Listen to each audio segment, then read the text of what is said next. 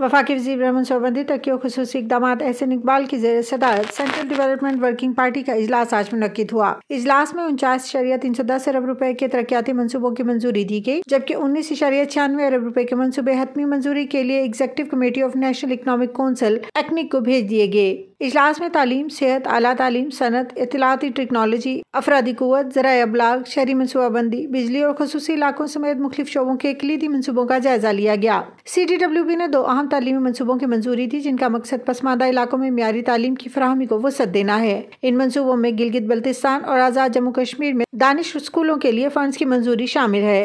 आज़ाद कश्मीर में तामीर होने वाले स्कूल में 800 तलबा के लिए जदीद तालीमी इक़दाम मुतारिफ कराए जाएंगे, जिनमें इंक्यूबेशन सेंटर्स, महारत की तरक्की के प्रोग्राम्स, IT तालीम और स्कूल मील प्रोग्राम शामिल होंगे। CDWB ने सिंध और बलोचिस्तान जलमगजी के गैस पैदा करने वाले इलाकों के 5 किलोमीटर के दायरे में आने वाले देहात को गैस की फराहमी के मंसूबे की भी मंजूरी दी।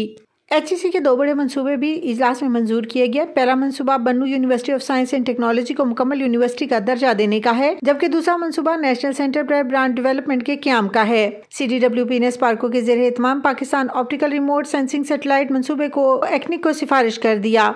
ये मंसूबा ज़राअत, शहरी मनसूबाबंदी, आफात की निगरानी, आबी वसाइल के इंतजाम और कौमी सलामती के लिए मुआविन साबित होगा।